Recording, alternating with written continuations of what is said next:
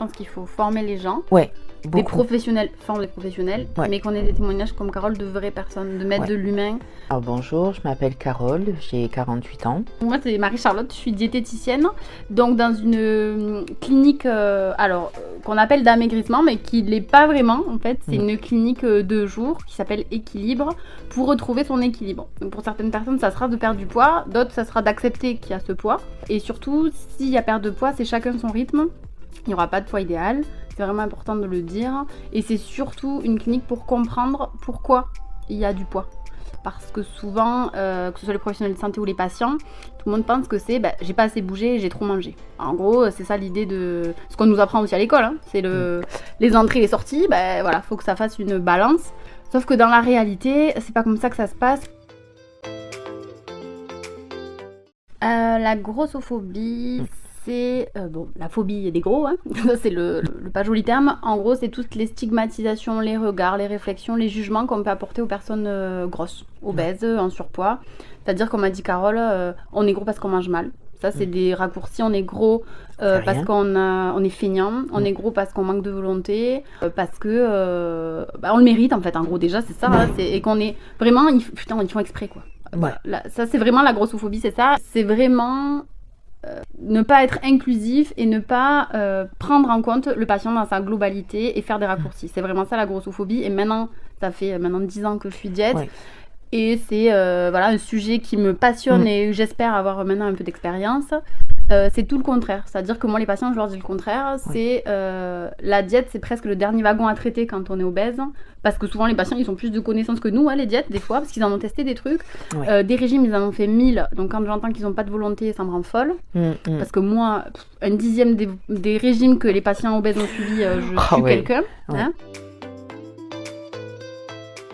J'ai rencontré Marie-Charlotte en 2020 lors d'un séjour dans une clinique d'amaigrissement. Je sortais du confinement, d'un burn-out professionnel, je suis aide-soignante. Et j'étais un tout petit peu au bout de ma vie parce que j'étais incomprise et que j'arrivais pas à trouver des solutions pour maigrir, tout simplement. C'était très très dur parce que quand j'allais voir des professionnels, les seules choses qu'on me disait c'était de faire des opérations bariatriques et j'en ai déjà eu et je ne peux plus avoir d'opération bariatrique. Donc du coup, il me restait plus que mon courage à deux mains. Faire un régime restrictif toute ma vie, c'est très compliqué et puis j'avais pas l'aide, je trouvais pas l'aide qu'il me fallait quoi.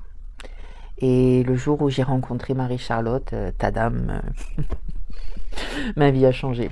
Je mange des graines. C'est vrai que je t'ai fait acheter des graines. Ouais, je suis devenue une mangeuse de graines. Bien sûr, bien sûr. Ah, ça y est. J'en ai à la maison. Dans les bocaux pendant un moment. Non, mais ça en allait beaucoup, mais je les mange. C'est quoi le régime le plus fou, Carole ? Quand j'étais jeune, je suis partie en cure d'amaigrissement pour enfants. Et à cette époque-là, donc j'avais 17 ans, c'était avant-hier.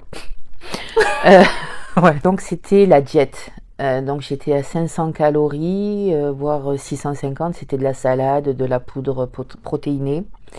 C'était vraiment, vraiment très, très, très dur. Ça a été pour moi la pire des choses. Parce que malheureusement... C'était pas le problème. Non, c'était pas le problème. Mais ça aussi, c'est compliqué. Parce que le problème, on te dit, oui, il faut que tu ailles voir quelqu'un. Mais qui ? Ok, quand j'étais plus jeune, j'en ai vu, moi, des psys, des psychiatres. Ils sont pas formés à l'obésité ? Non, du tout. En fait, c'est ça, le problème, c'est que maintenant, je pense que ça commence un petit peu à venir, mais pas assez. Pas assez, parce qu'en fait, sur le travail des émotions et du stress, on dirait que maintenant, c'est devenu une mode. Mais malheureusement, la mode, ça fait longtemps que c'est là. Mais là, quand même, vous sentez qu'on le prend en compte ? Maintenant, ça commence à venir.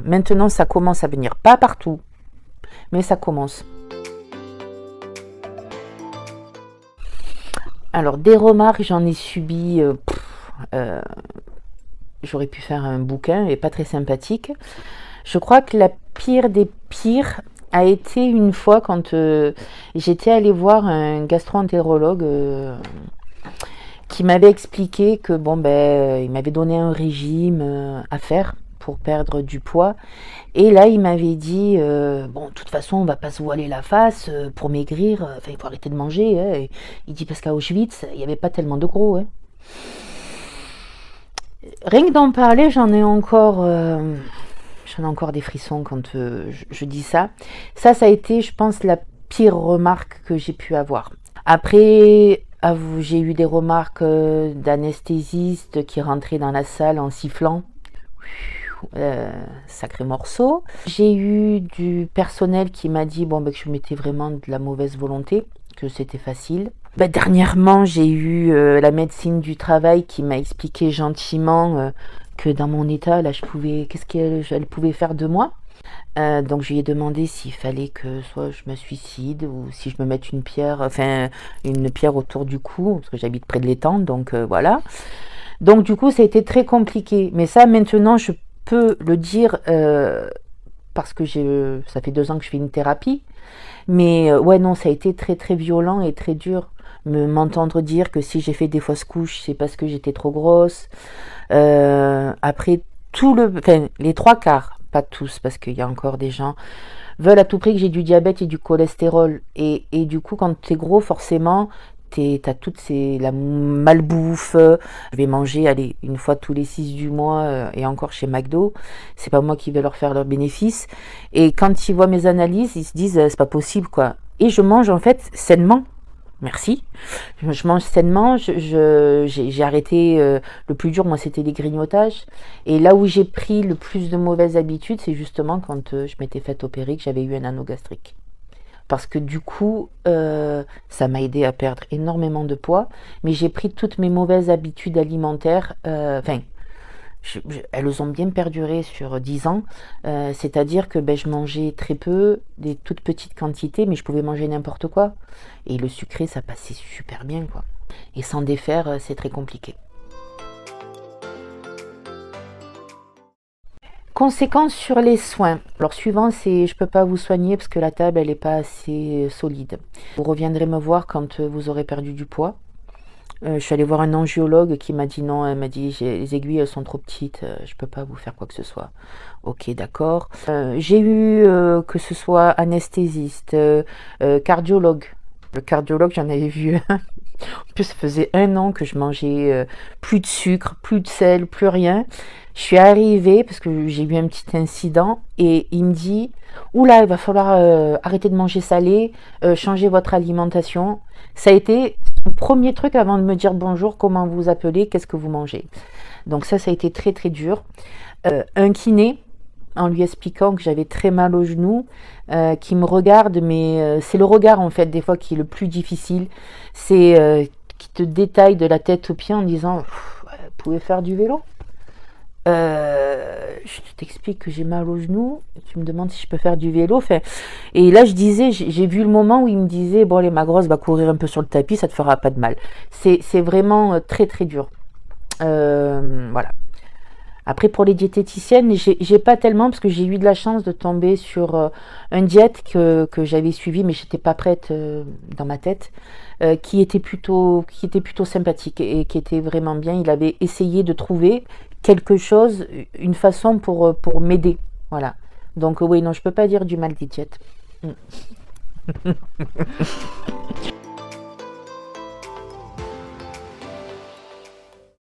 Alors, pour beaucoup, un petit peu plus de bienveillance, moins de jugement. Moins de jugement parce que souvent, quand tu arrives, c'est au premier regard, quand on va nous voir, on va dire oh, qu'est-ce que je vais faire, qu'est-ce que je vais pouvoir lui dire. Et souvent, c'est notre propre médecin, en tout cas, moi, celle que j'avais, qui m'a empêché d'aller voir plein de professionnels en me disant c'est pas la peine parce qu'avec le poids que vous avez pourra pas trouver, pourra pas toucher comme il faut, ou alors non, c'est pas la peine parce que vous rentrerez pas dans l'appareil, ou c'est très très dur. Ou alors me dire en fait on va pas se voiler la face, mais ce que vous faites ça fonctionne pas. Et du coup, ça te ruine tous tes efforts que tu fais parce que, ça te ruine. Ça essaye de te ruiner les efforts que tu fais pour t'en sortir. Et du coup, tout le travail psychologique qui a été fait avant, ben, c'est comme si ça servait à rien. Et c'est vraiment dommage. Donc, ce qu'il faudrait peut-être un peu plus, c'est des professionnels un peu plus formés sur aussi la grossophobie, puisque on en forme pour les troubles alimentaires, que ce soit l'anorexie ou l'obésité, mais pas sur la conséquence qu'il y a eu de tout ça. Et ça, je trouve ça vraiment dommage. Parce que, ben, ouais, on arrive des fois et on se rend pas compte. Et le regard aussi. Je crois qu'il y a que maintenant que j'arrive vraiment à me voir telle que je suis. Bon, ça fait mal. On en prend un coup, mais c'est nécessaire. C'est nécessaire parce que ben, souvent on se voile la face et je dis pas que je me vois mince, c'est pas du tout ça. Mais des fois on se regarde mais on se voit pas. Et ça c'est très difficile. Ouais, c'est compliqué. Voilà. Moi, je pense qu'il faut former les gens. Ouais. Des professionnels, former des professionnels, Ouais. mais qu'on ait des témoignages comme Carole de vraies personnes, de mettre Ouais. de l'humain. Parce que moi, j'en ai fait pas mal des formations de professionnels et ce qui fait que ça marche, c'est qu'il faut des vrais gens, des vrais Ouais. exemples, des vrais témoignages.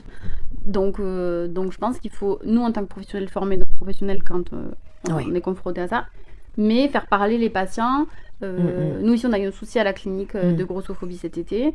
On a fait un atelier avec les patients, on a fait des affiches. Alors, ben voilà, on agit comme on peut, mais il faut déjà que les patients obèses se sentent à l'aise de parler. Il ne faut pas avoir honte. Ils se sentent compris. En fait, c'est ça, c'est que sentir déjà parler. Bien sûr, bien sûr, bien sûr. Déjà de pouvoir le dire, et une fois qu'ils arrivent à le dire, qu'il y ait quelqu'un en face qui soit à même de les écouter et d'agir, parce que c'est bien d'écouter, mais agir. Voilà, donc de jamais laisser passer une remarque grossophobe, un regard grossophobe. Ouais, les regards, c'est terrible. Souvent, le regard... ma pauvre fille, enfin, alors celui-là... ce regard est compliqué. C'est vraiment compliqué. C'est le regard qui en dit long, en fait. Il dit tellement de choses, le regard. Oui. Alors, oui, j'ai été aidée. Parce que ça aussi, il faut le dire, c'est qu'après, il faut accepter aussi l'aide qu'on nous donne.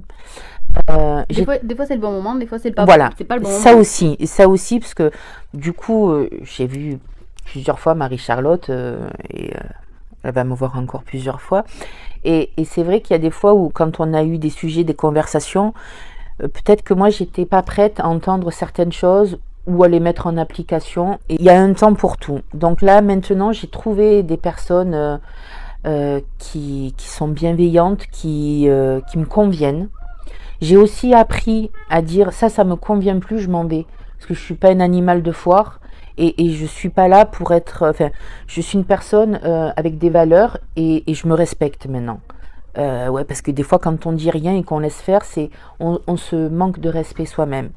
C'est pas parce que c'est un médecin, une diète, un infirmier diplômé de je sais pas quoi qu'on peut laisser un regard, un mot, un jugement. Non, il faut savoir dire non. Quand vous êtes dans une clinique, dire non, je veux voir la responsable de service et je veux plus avoir affaire à cette personne aussi. C'est ça. Quand on va avoir un libéral, c'est dire merci, au revoir. Dire non, en fait. Je pense que c'est le plus dur. Et du coup, oui, non, maintenant, je trouve beaucoup plus de personnes bienveillantes.